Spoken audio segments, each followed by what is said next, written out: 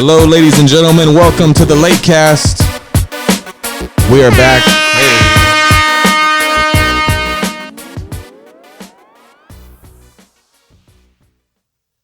I don't even know how to start. This one's a tough one. This is tough. So we took a break. We had an episode. We didn't put it out because of the events. I think we just want to share some moments, how we feel. Yeah. I think that's the best we could do. I don't know where to start. Yeah, no, this one's going to be hard because obviously, like, we already talked, you know? Yeah. So, like, we've had the conversation already on how we felt and everything. But I think just, like, basically the first question is, like, where were you when you heard the news? I was on my couch. My wife told me. Yeah. My son had my phone. He was watching a little video. Yeah. Yeah, and I think my first reaction, I didn't believe it. Yeah, I thought it was like a fake post or something. I was driving to my parents' house, mm-hmm. and at the light, I stopped. I looked at my phone, and my brother-in-law. It's weird calling him my brother-in-law because he's like 12, but he's my brother-in-law. And he posted something, and I was like, did he really fall for a hoax? Like, yeah, all you have to do is Google it. And I think that, like, that's of everyone I've talked to, that was like the first reaction didn't believe it. And I think it's just because he was to me, he was invincible. Yeah. He didn't seem human at times. Yep. But he seemed human. So I have a heart, like, okay. I know what you're what you're saying. He wasn't human. Exactly right. But he was human. No, is like how I pictured him. What I love about Kobe, mm-hmm. right? He was as amazing as he was, mm-hmm. and out of this world as he was. He felt like one of us, though. Yeah, most definitely. Because of like how hard he worked, his grind. That was what. So I was thinking about it. To me, in my opinion, he is the greatest basketball player that's ever played. Yes. And there's nothing, like, there was never like LeBron, you know, he's freakishly strong, his size. Yep. You know, he never, there's nothing about him, like, he never, you know, Giannis is his length, his strength as well. There was nothing really about Kobe that was like an advantage as far as physically. It was one thing. It was the mentality. It was the hard work. It was pure basketball. Yes. It was basketball in its purest form. But I think that's why he was so relatable, is that here was a guy who didn't like stand out as far as physically. Yeah. But he worked harder than anybody else, and he became the greatest. And it almost was like so inspiring to be like, well, we can be the greatest at what we're doing. And that's exactly what he wanted to do, was just inspire people. Yeah, and they're with like the superstars now. Mm-hmm. They make it seem like there's a difference between me and you the fan. Yeah. And, you know, like LeBron said some stuff, you know, remember when he lost when he was with the Heat, remember he said like, oh, well, like, you got to go back to your problems and I got to go back to basically like being a millionaire, whatever he said. I don't know the quote exactly, but Kobe never had that. It was like I said, he was one of us. Yeah. And it's just so hard we grew up with him. Yeah, exactly. It's like, and I had a frustration with like a lot of people, like, you know, like, I don't get it. Why are people so sad? You know, other celebrities have died before, and my thing is just like, if you don't get it, it's cool. It's fine. Don't worry about it. Just leave it be. Leave us be. Like, don't try to figure it out. Yeah, I think it's just we grew up with him. We witnessed his evolution as a player. We saw the transformation from like 8 to 24. Yep.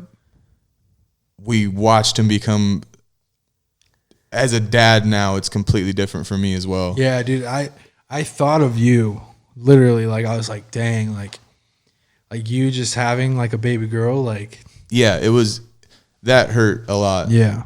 And it caused the heaviness to kind of keep coming back. But as a dad, we saw him become, I just think in everything he did in life, he tried to be the best at it. Yeah. And he, to me, example of like what a father should be. Yeah. Heavily involved with the kids, trying to make them the best he could possibly. And the fact, like, I've heard interviews where he said, you know, kids don't his kids didn't want to listen to him anymore. Yeah. Like they didn't want to listen to his, him try to teach them anything. So that's why he wrote these books. That's why he was trying to find like different avenues to teach the kids and make sure they picked the lessons. And I'm like, this is Kobe. Yeah. There was nothing that could stop him from doing what he wanted to do, and it was impacting children and teaching them lessons he learned, and he was figuring out ways to like really be impactful. It's sad, but I think through this, his legacy is an all-time level that I don't think he would be in the moment if he was still alive. Does that make sense? No, and it was so funny because these past couple of years, I've felt that Kobe has been underappreciated by, granted, like out of sight, out of mind kind of thing. He's not in the league anymore. But just like I remember Shaq was on First Take, and I don't know, that one guy that's a clown that always says stupid stuff. I forget his name.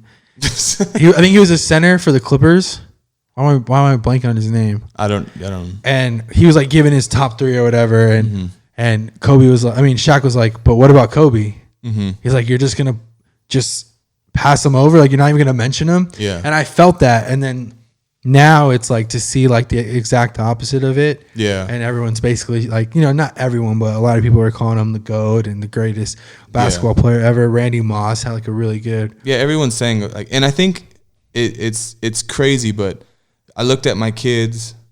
I don't really get too personal, but yeah, when I started thinking about it, I hugged my kids tighter. I told my wife I loved her. I made a new rule where we leave the house, we kiss each other. Yeah. Like his legacy is bringing families together. Like we came here, our families got together just to have a moment, and then like that's going to be his legacy. And I think he couldn't have asked for more. Yeah. And to that point, I was, you're just thinking about, why is this like hurting me so bad? Why am I affected? And then why do I love Kobe so much? Yeah. And that was one of the first things I thought of is like, he brought people together for 20 years. Yeah.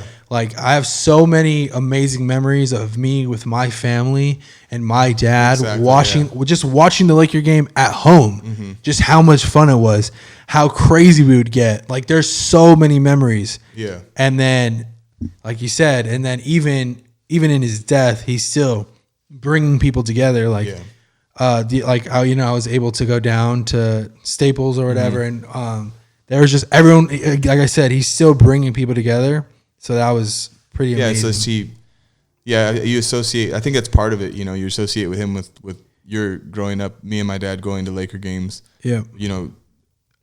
I feel honored and blessed to be able to watch him play. Yeah, live. Same here. Yeah. And so I feel like he's just there with you with all the memories. Somehow he's attached to them, especially because we're Laker fans. Since day one.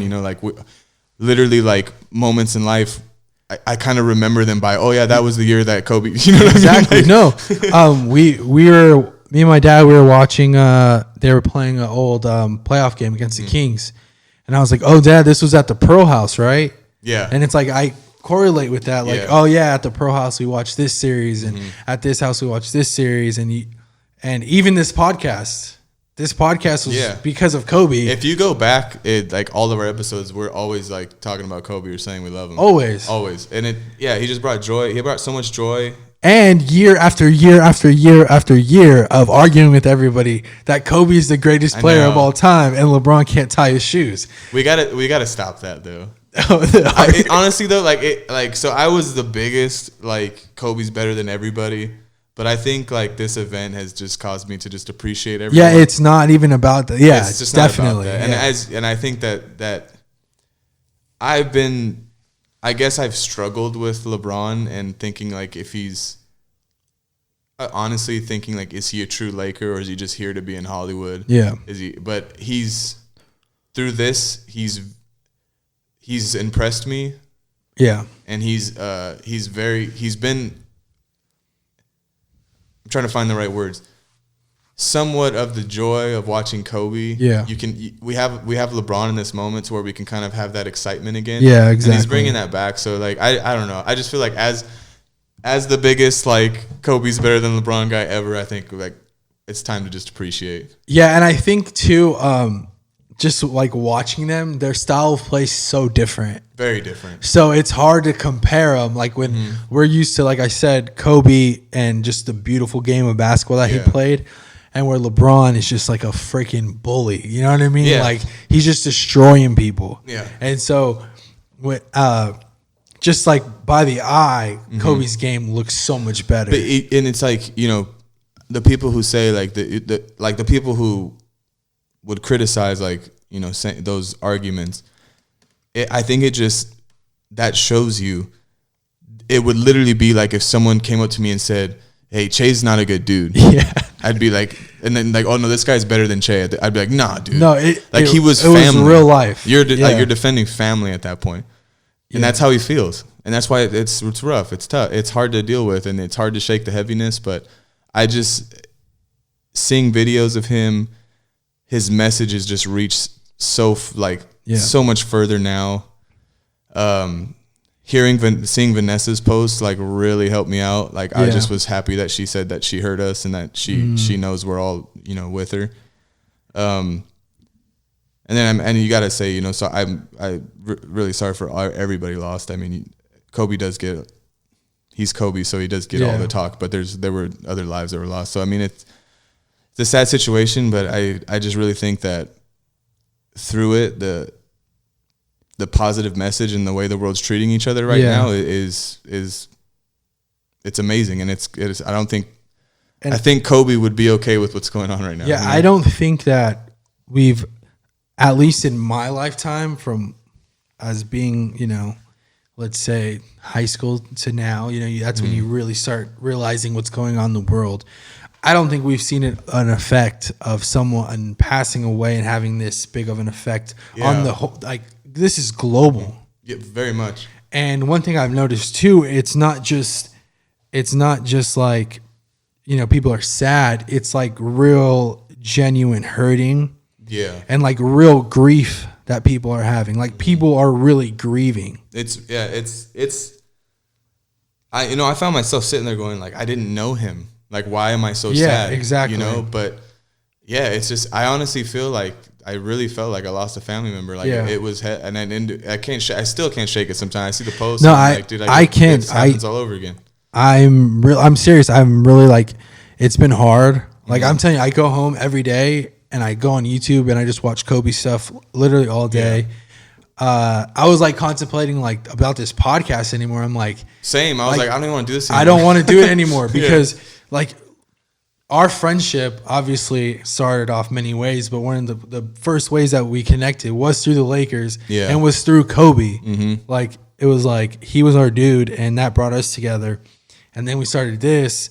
And then to have Kobe be taken away, I was like, I don't even want to come in and even try to film an episode because it's like sad. Like, it just feels like something's missing. But see but that wouldn't be Mamba mentality. No, it wouldn't be Mamba mentality. So that's what's been getting me through this, dude. And you know that I saw a post. They just posted a video, and it's stuff you've seen. We've seen it all before, but I think it's just it means more now. You know. Yeah. And he said, you know, it was something along the lines of, you know, it was during the opening video, which was great for the game when they played the Blazers when they came back to Staples. He said, you know, that he was just trying to inspire people to, you know, make their canvas as beautiful as it could be. Basically, be the best person that you could be. And so the first thing I started to think again, like, what is my canvas, and what do I have to work harder on, and what do I like? And I think that's going through a lot of people's heads right now. Yeah. It's how do I be the best at what I'm doing, and what is my purpose? What is my canvas, you know? And that's exactly what Kobe wanted to do. So I think through his death, he's accomplishing his vision. Yeah. One of my favorite things that I heard, as you know, so many of his Kobe clips are going out. He was talking about, you know, when, you know, you got like a junior high or, you know, freshman year, and you got the real tall kid, you know, he's slouched over. He's trying to be as small as he can be. You know, he's not comfortable with his body. He feels awkward. And he was like, and you take that kid, you put him on the court, you teach him how to dominate in the post, you teach him the game of basketball, and all of a sudden that kid's walking with his chest up and he's confident in who he is. And that's like what I'm saying. Like what you said is like, that's literally was his goal. Like to help people believe in themselves, work hard, and be the best selves that they could be. And he knew that basketball was his medium to do that for a lot of people. Yeah. And it's funny. You do see those people. Like you see the tall kid that like tries to be short, and and then once they realize, and they start playing ball or football, whatever it is, they grow. There'll never be another. We miss him. We love him. Yeah, no, there'll never be another. But he lives forever. Not gone. What was your first Kobe game you went and saw him play? At the Forum, dude. Yeah? Yeah. Dang. Like I was, it was like, it's got to be like 98, 97, something. Like I was very young. I sat at the very top. I remember, the only reason I remember it is I remember looking behind me and being able to see like down and I'm like, whoa, I'm up here. Yeah. And I got a pennant. I got a pennant that it hung upside down, and it was young Kobe. That's so sick. Yeah, You have any more? Bald Kobe. Yeah. Like when he was bald first. Yeah, he was bald first, and then he came Kobe. It was him on there, and then on the other side, it had another Kobe. Or no, I had Shaq on the other side. But yeah, I remember that, and then that I bought my dad got me a reversible Shaq jersey, so like home and away with reverse. It was dope. And then, yeah, that was my first game. But that was before he was like Kobe, before he had gotten to that. And then I'm trying to think, like, what was your first game? My first game, even though like Staples is down the street and whatever, I didn't get there till like I'm trying to think of what year it was, but it was the year he tore his Achilles. I actually was at that game. That was my first ever Lakers game. Really? Yeah, that was just. I mean, when you got like I come from a big family. We got 5, 6 kids, so it's like we're not going to a Laker game. That's a part of the reason it makes me so sad. Is my family situation was my parents were divorced and it was pretty rough, and that was one thing that me and my dad always were able to like go do on our own. Connect and really have our like time together. That's awesome. It was always going to Laker games, but I mean I witnessed a game winner. Yeah, which is probably one of my favorite like memories or Kobe moments. Like being there, just insane like energy after just the place erupted. What's your favorite like Kobe moment though? My favorite Kobe moment, and I know everyone says it's like one of theirs, and if you look at any Kobe list, it's the number one.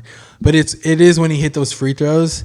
But just because I was there, like we were down. I think Clay had like 40 something points. He was going off. Yeah, and to see Kobe just like take over the game, and he was just like willing the team back, and we needed a win to get to the playoffs. And he goes down, and I remember this dude next to us was like, he's good, he's like, that's Superman, like he just kept saying that. And once he went out, my dad was like, oh no. I'm like, and no one knew he was, he was still walking. Knew it was bad because he plays with injuries all the time. And my dad was like, no. He's like, he's done. And I'm like, what are you talking about? He's like, if he's not on the court, he's done. That's Kobe. Yeah. 100%. And I was like, dang, you're right. Yeah. And that was, for me, that was one of my favorite moments just because I was there. Yeah. That moment is, I think that's Kobe. Yeah. That moment just speaks so much to his career. Him, yeah. I think, that's a good moment. I think it's in everywhere. I love when he dislocated his finger. Oh, and you just see him pop it back in and then get back out there. Like, it's just, that's Kobe, Yeah, there's like, just keep going. And I think the last game.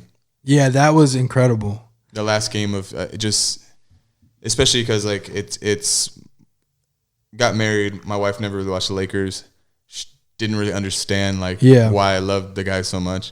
And she got to watch that game with me, and she got to see the magic, The magic, yeah. You got to see it. And so I think it was, like, it was cool to be like, that's why. Yeah. About that, what's cool about the last game? We were debating whether or not we should go, me and my dad. And obviously it was expensive, but my dad was like willing to pay. But I was so happy we didn't go because for the last time, my whole family, we sat around the TV and we went absolutely nuts like we did for the last 20 years. And it felt so good just to be at home, screaming, going crazy, and then to win. It was It was amazing. I remember watching that game and just wanting him to do so well. Yeah, and like before the game started. And then he started off in the first quarter. I was like, it was rough, you know. I was like, this isn't going to be good. And then he hits that little that kind of little floater coming up, like, you know, it's like almost a teardrop floater. And he did this little bounce. And once I saw the little bounce, a little pep in his step, I was like, yeah, he's on. Yeah, like he just found it. And then he just didn't. I mean, it just. Yeah, everything was going. I'm sure like the building was probably electric, and those people remember that forever. But being at home with your family, again, you know, Kobe just well, that's like exactly. It's literally the last 20 years of my life has been that. So for him to give us that moment one more time was awesome. Yeah, it was. You know what else is one of my favorite moments I just thought of, and obviously just because I was there, me and my sister went to the game. And we saw Kobe's last poster dunk ever. Really? Yeah, he dunked over. I like to call him Clint Acapella.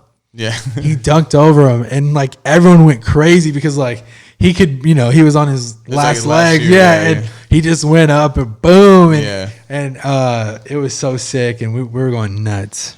I think, there's so many. I mean, you could keep going on forever. I love Game 7 against the Celtics. Yes, when they won because.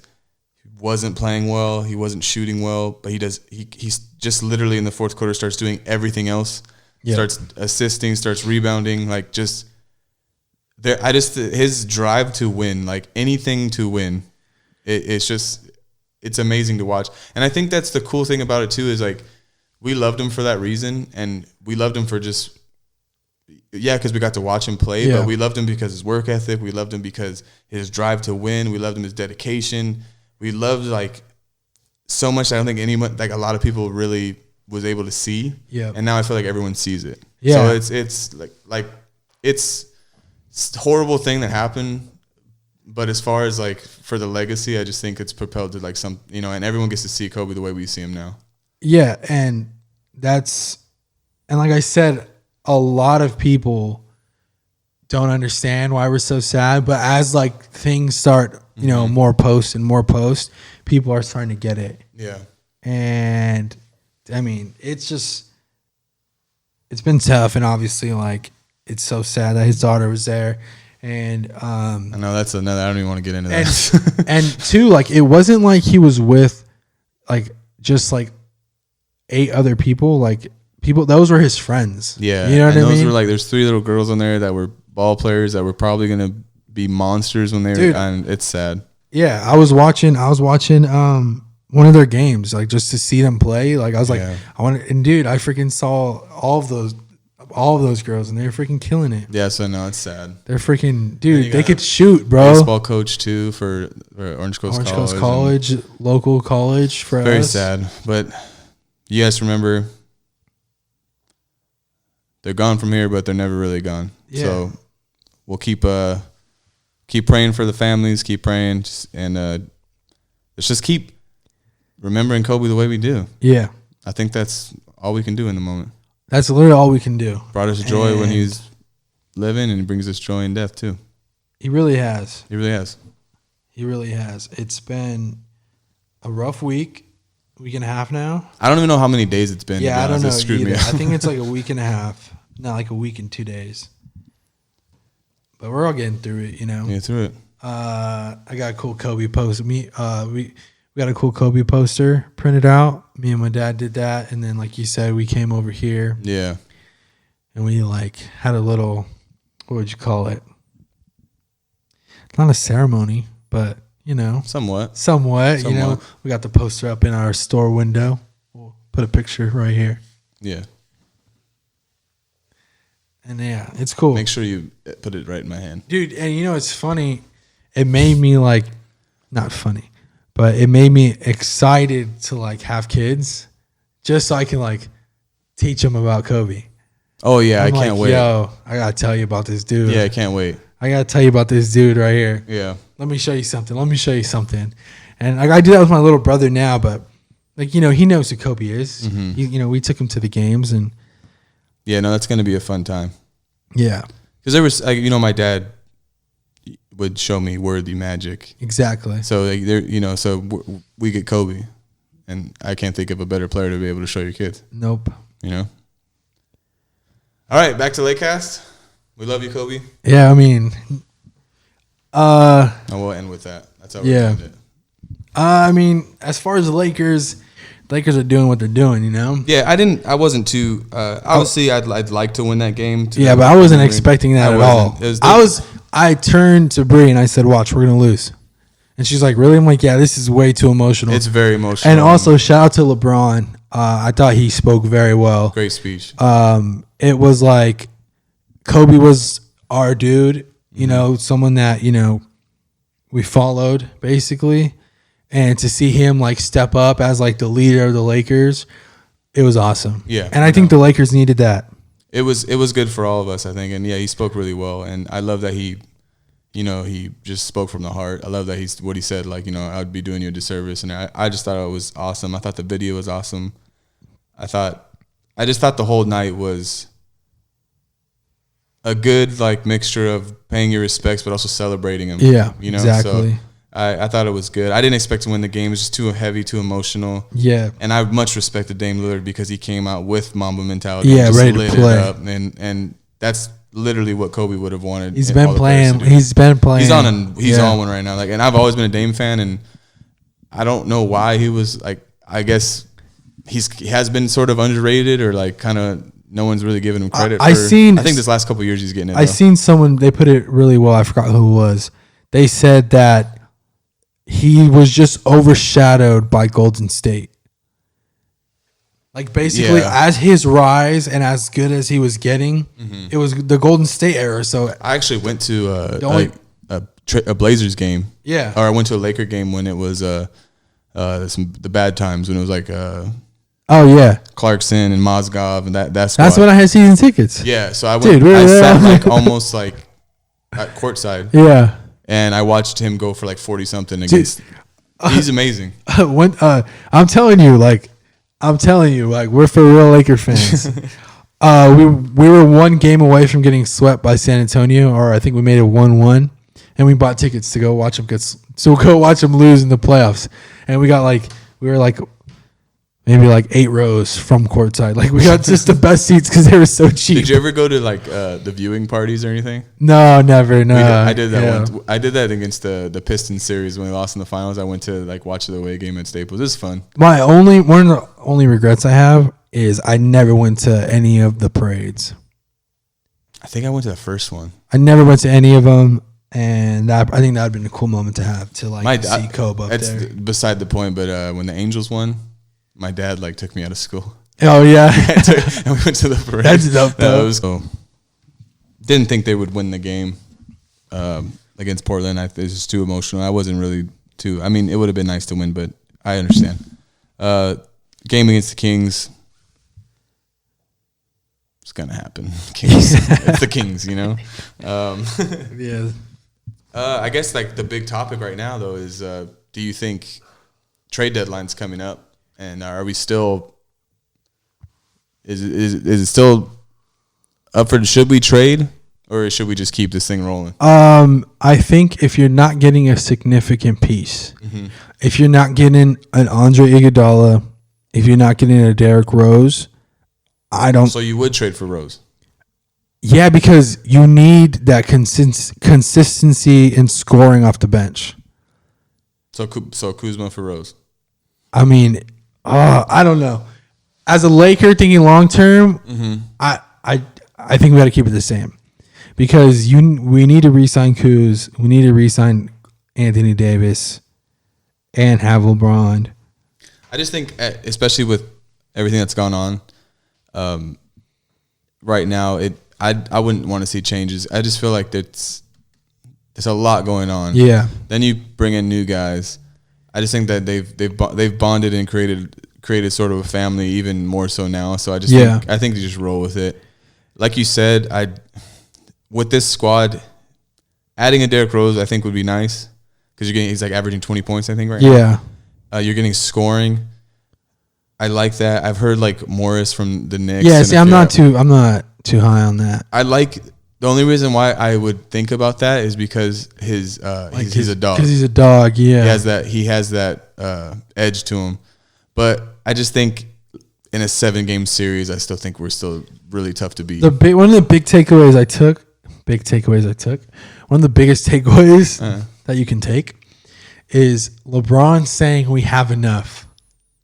Oh, for sure, we have enough. And I feel like if he wanted to get rid of somebody, if he wanted to trade someone, I feel like he'd have been like, I don't know, we gotta go to the drawing. Yeah. He likes to do that subliminal messages. Who's been, really impressing me, Avery Bradley. He's been playing pretty well on offense lately. Yeah, he's finding his rhythm again. Yeah, and I really do. I just Kuzma's got to get a little more consistent. Yeah, he does. He had against Portland. He had like 15 boards. He had a good game. He was really active. And I think that even like say you're not scoring, that's going to help out a lot. A lot. That was like I think that I recall the Lakers out rebounded the Blazers, and it's really weird that you lose a game. You lose when you out rebound people. Yeah. But that's like in football, like to win the turnover battle and still lose. The game, yeah. But I think again, I just think it's I don't want to change anything. No. I just say we roll. Yeah. I thought about it. You're right. Now, if you can get rid of like a Thornton Tucker or whatever his name is, and like some randoms, then yeah, for sure. But not like the core like group. Dude, I'm telling you right now, to have Giannis's brother on the team, I'm telling you they're going to try to go after Giannis. You think? Well, obviously, every team's going to go after Giannis. No, but I think that it's strategic that he's on our team. You think they do it on purpose? Yes, because he wants to play with his brothers. I mean, yeah, sure. But Giannis said he likes a small market. He don't. Giannis is a loyal guy. Yeah, he gonna like the small market when he sees LA, bro. when they're like, yo. I think he just has really made his home at the Bucks, and I think he's gonna be loyal to him. He's a Kobe disciple, man. Kobe's the same team for 20 years. Yeah, but he might want to come because Kobe. I mean, you got that too, yeah. But Anthony Davis and Giannis on the same team? I don't think it's gonna happen. Yeah, the NBA will veto that. Yeah, they'll veto a free agency signing. They'll be like, no way. Can you imagine, dude? With LeBron still? Wait, no, that would be 2 years from now. Is it? I don't remember. I hope it's 2 years. I think it's now. 2 years. Yeah. I hate free agency, bro. Like, I hate is he gonna sign with us? Is he gonna sign with us? And then they don't sign with us. Well, I think it's just because the situation we were in for so long. Yeah, and like, I remember dude. Every offseason, we're like, oh, yeah, we're going to get this guy. Hopefully we get this guy. And then it just wasn't happening. And then at 12:01, Lakers signed Mozgov. You're like, what? For like $64 million. I was like, I didn't even know he was a free agent. Yeah, Luol Deng gets like $89 million. I'm like, what's happening, dude? Gosh, that was horrible. You're like, that's the only time that a team signed players in free agency and got worse. Yeah. They got worse. Dude. Hey, but they got their money. Shout out to them, Yeah, hey. Take what you can. Get your dollars. What is it? Strike when the iron's hot? Yeah, I think Luol Deng actually wrote a book. Luol Deng's a good guy. No, yeah. I was real happy he got all that money because I know he puts it to good use. He wrote a book called The Man Who Sits or something like that. We talks about being on the bench? Yeah, it's like, I could just be making this up though. The Man Who Sits? I think so too. Hey, it sounds like a... Sounds like a real page turner.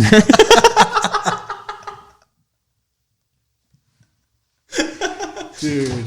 I gotta look that up. And I watched the games. Then I sat again and watched more games. I never played. The end. There it is. The end. That's it. And do you remember when like LaMarcus Aldridge? Oh, we're gonna get Aldridge. Yeah. Yeah, that was bad. We're like LA to LA. Yeah, there was some rough times. But then Magic. Rob. Yeah, Pelinka signs LeBron James. Dude. Pelinka's taking care of business. He does have a book, I think, but it's definitely not that. Dude. You think Pelinka might win, get GM of the year or whatever? Probably. I think so too. I don't know anyone else that's made some moves like he has. Maybe, what's his name? Who? The Clippers. Oh, yeah. Well, we'll see. OKC.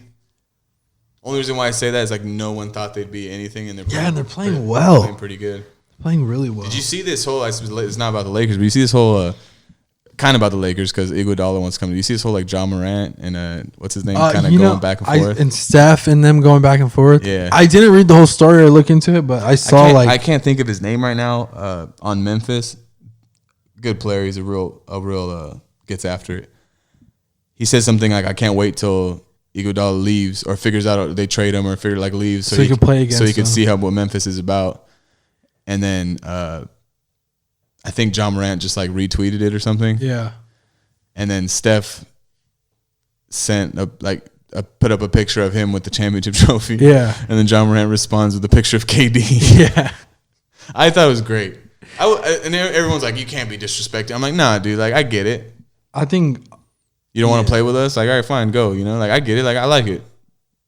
I get the whole respect thing, but I also get like let's ball.